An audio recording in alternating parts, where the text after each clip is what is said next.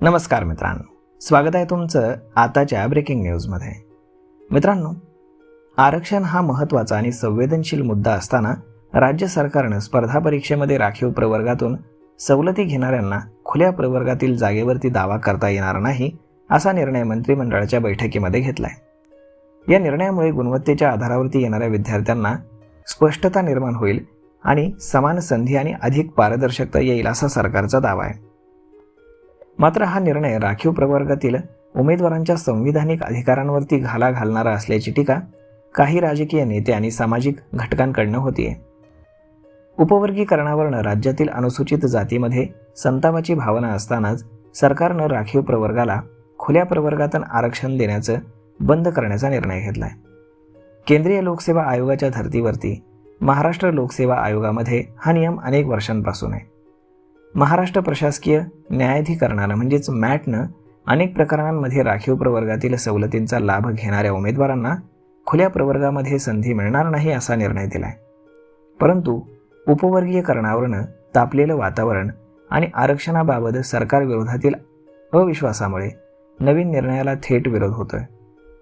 यामुळे शासनानं या निर्णयाला तुर्तास स्थगिती देत महाधिवक्त्यांचा अभिप्राय मागवलाय. या संपूर्ण प्रकरणाचा इतिहास पाहिला असता जवळपास 15 वर्षांपूर्वी MPSCमध्ये पोलीस उपनिरीक्षक पदाच्या भरतीदरम्यान असाच एक वाद उफाळला होता. राखीव प्रवर्गातील सवलतींचा लाभ घेतलेल्या काही उमेदवारांना खुल्या प्रवर्गाच्या पात्रता गुणरेषेच्या वरती गुण मिळाल्यामुळे त्यांना खुल्या प्रवर्गातून लाभ देण्यात आला होता. याला काही खुल्या प्रवर्गातील उमेदवारांनी विरोध करत मॅटमध्ये धाव घेतली. यावेळी MPSCनं UPSCकडे मार्गदर्शक सूचना मागितल्या.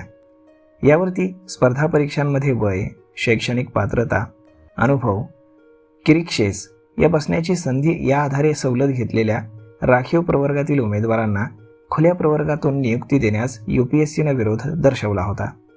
मात्र वयोमर्यादेच्या अटीवरती यावेळी MPSCमध्ये काही मतभेद होते. राखीव प्रवर्गातील उमेदवारांना उच्च शिक्षणामध्ये अनेक अडचणी येतात. त्यामुळे त्यांना पदवी, पदव्युत्तर शिक्षण घेण्यास विलंब होतो. त्यामुळे सवलतींमध्ये वयोमर्यादेची अट काढून टाकावी असा एक सूर MPSCमध्ये होता. त्यानंतर आयोगानं थेट सर्वोच्च न्यायालयाचं मार्गदर्शन मागितलं. यावेळी न्यायालयानं UPSCच्या धर्तीवरती राज्य सरकारनं धोरणात्मक निर्णय घ्यावा अशा सूचना दिल्या. त्यामुळे राज्य सरकारमधील विविध पदांसाठी भरती प्रक्रिया राबवणाऱ्या MPSCमध्ये अनेक वर्षांपासून कोणत्याही टप्प्यावरती सवलत घेतलेल्या मागासवर्गीयांचा खुल्या जागांसाठी विचार केला जात नाही.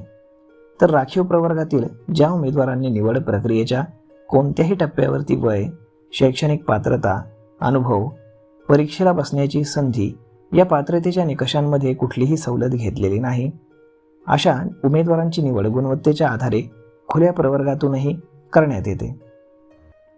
महाराष्ट्रामध्ये सरकारी नोकऱ्यांमधील एकूण आरक्षण आता 72% पोहोचलंय. त्यामुळे खुल्या प्रवर्गातील जागा कमी झाल्या असून स्पर्धा वाढली आहे. पात्रतेसाठी वयोमर्यादा, शैक्षणिक अर्हता, अनुभव किंवा प्रयत्नांच्या संख्येमध्ये सवलती घेणाऱ्या उमेदवारांना खुल्या प्रवर्गातील जागांवर देखील संधी दिल्यास सर्व उमेदवारांसाठी समान स्पर्धेचं वातावरण राहत नाही असं सरकारचं मत आहे. त्यामुळे राखीव प्रवर्गातील उमेदवारांनी वरीलपैकी सवलत घेतली असेल तर उमेदवारांची गणना संबंधित राखीव प्रवर्गातच करण्यात येईल. अशा उमेदवारांना खुल्या प्रवर्गातील पदांवरती दावा करता येणार नाही अशी सरकारची स्पष्ट भूमिका आहे. त्याचप्रमाणे राखीव प्रवर्गातील ज्या उमेदवारांनी निवड प्रक्रियेच्या कोणत्याही टप्प्यावरती या पात्रतेच्या निकषांमध्ये कुठलीही सवलत घेतलेली नसल्यास अशा उमेदवारांची निवड गुणवत्तेच्या आधारे खुल्या प्रवर्गातूनही करण्यात येणार आहे. डिसेंबर 2024मध्ये तत्कालीन महाधिवक्त्यांनी दिलेल्या कायदेशीर मताच्या आधारे हा निर्णय घेण्यात आल्याचं सरकारनं स्पष्ट केलंय. तर मग मित्रांनो, अशा पद्धतीनं आता सविस्तर सवलती आणि खुल्या वर्गातून जर तुम्हाला दावा करता येणार असेल तर राज्य सरकारचा हा निर्णय तुमच्या आरक्षणावरती एक नवीन वाद उभा करतो.